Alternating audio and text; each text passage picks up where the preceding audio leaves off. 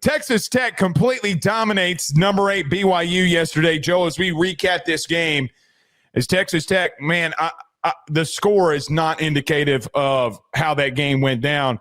Complete domination by the Red Raiders. Pew, pew. Here we go. What did you think of Texas Tech getting back and showing nationally that they can contend here? Yeah. Blake, as you just said there, the score is not indicative of how they played. They were incredibly sloppy on offense. They could not finish drives. Mm-hmm. They kept getting down. They kept getting in really good, strong field position, and they just couldn't finish. And it makes you wonder, but the way that they played, and those who watch the game know that what we're talking about here, but the way that their defense dominated, completely shut down the BYU offense, holding them to 67 rushing yards in this game. Insane. The way that they completely manhandled this BYU team, it makes me wonder how much could they have actually won by had they finished off a number of those drives and didn't kick field goals, had they gotten points at the end of the first half instead of going for it on fourth and not finishing that drive. Blake, Texas Tech proved that they are the best team in the Big 12. And quite frankly, I think that there is a separation between Texas Tech and the rest of the teams in the Big 12 because BYU, BYU was supposed to be the representative. They were supposed to be the best team with the best record, but they were not ready for what Texas Tech brought to the table in terms of the talent that they had in their front seven. Jacob Rodriguez, best linebacker in college football at the current moment. Romello Height, David Bailey had another tremendous game, and their sack total of only 2 sacks doesn't even paint the full picture of how much they were flustering and harassing Bear Bachmeier the entire game. Like this Texas Bachmeier stood in there, and he was tough, man. Credit to him for the way that he played. My biggest thing with this game, Blake, is I think that Texas Tech has kind of reestablished themselves now that Baron Morton's back on the field. Got to be real with you. So, you talked about not being able to execute offensively. Let's talk about that in this game specifically. Not saying that they haven't done it in the past. Sometimes they haven't.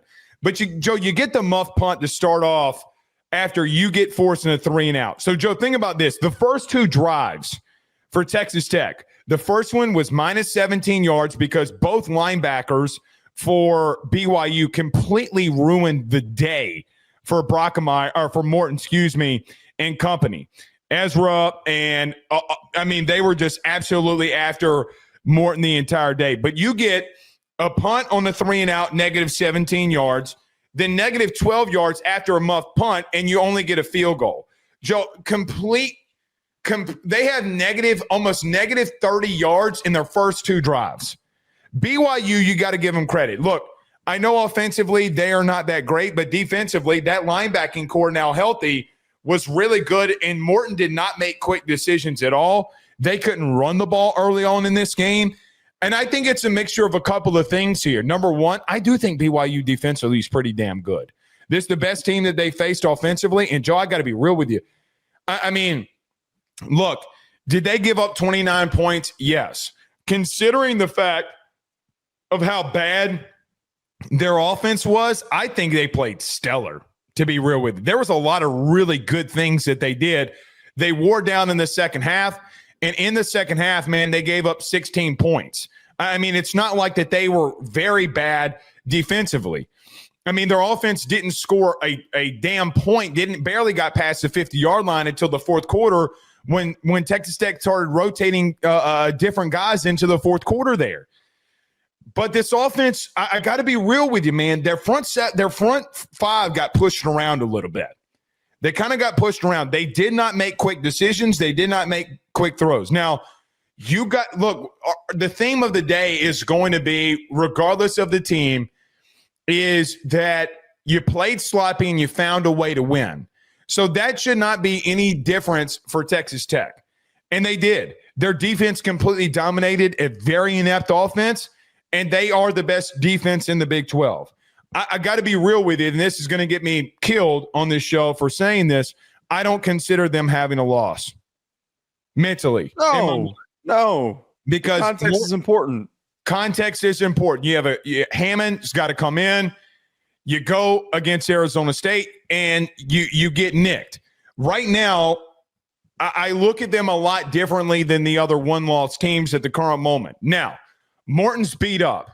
And I got to be real with you, Joe. I think a lot of his decision-making is based off of him worried about the injury. He is battered, and he is beat up. They got to get to a bye week as quickly as possible or find an opponent where they can rotate him out of there. He is beat to shit. He's got to make quicker decisions because let me tell you what happened yesterday for Texas Tech.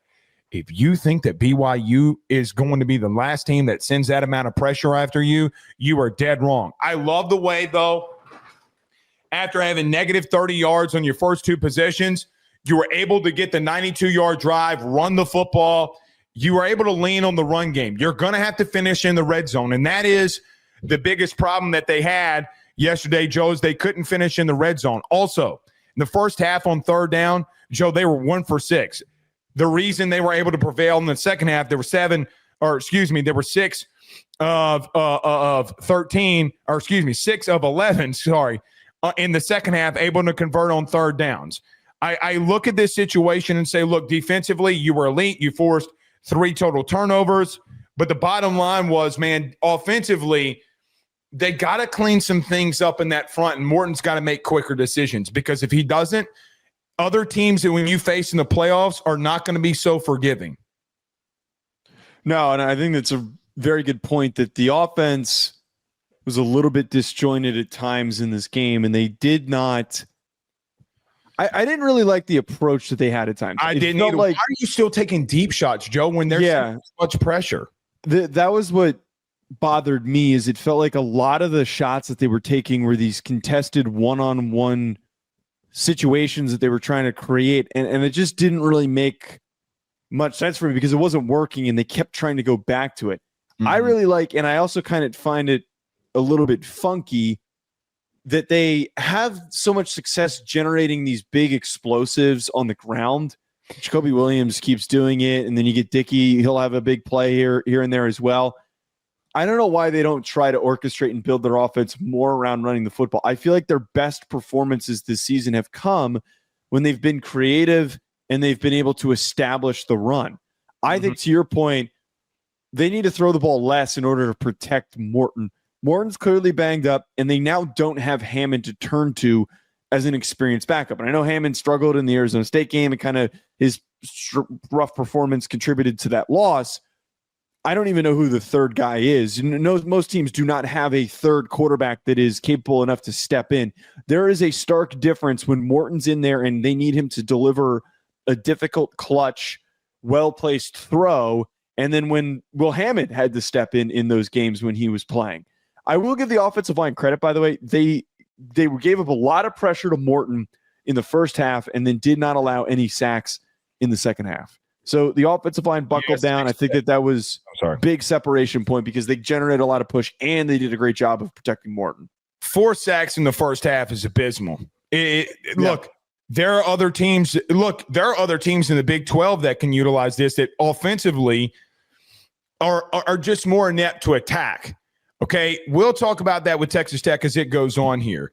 I agree with you. You gave up 4 sacks in the first half. Morton didn't get sacked in the second half. To your point on the run game, Joe, they had a run of 43 yards. They had a run of 33 yards. I mean, they had 198 total rushing yards by their backs. Like, I don't understand. Like, listen, are you having tough success? Were there some times where you got some no gains? Yes. I thought they bailed on it too much, right? Like, they got in a drive, and they're trying to run the ball, and it gets stopped at the line of scrimmage, and they're trying to throw the ball all over the place. I don't think Texas. Look, I don't know how Texas Tech fans think of this because I don't know. You are a run-first offense, and it's about time you start acting like it. Look, nobody in the country loves what you do at wide receiver more than me. I love Aiken. I love Virgil. I love your tight end, Terrence Carter. I was begging my team to take him from ULL. They didn't want to do it. That's on them. That's why they got their teeth kicked in yesterday. That's neither here nor there. The bottom line here is you are a run-first football team, and you need to start acting like it. I love what they've done. Now, defensively, Joe, I mean, good Lord, they fly all over the ball. This is what a really, really good defense looks like against inferior offensive teams. They did it against Utah with not a lot of speed, but a lot of power. They did it against BYU with a lot of power, not a lot of speed. They just keep dominating. I saw your tweet yesterday. You thought Rodriguez should be a Heisman finalist. I do. I don't think they'll do it, but it made me chuckle because of the fact you're not wrong, right? Like, I mean, the interception alone that he had was just so insane. So they're not gonna do it, but he is the quarterback of that defense, former quarterback himself. But to your point and what you've been saying over the last 9 weeks, their edge room is insane. David Bailey's insane. The pressure that they put on it's insane. You talked about the 2 sacks. Get this, 13 hurries though. Yeah, 13 hurries. That is insane. So they really got after it too.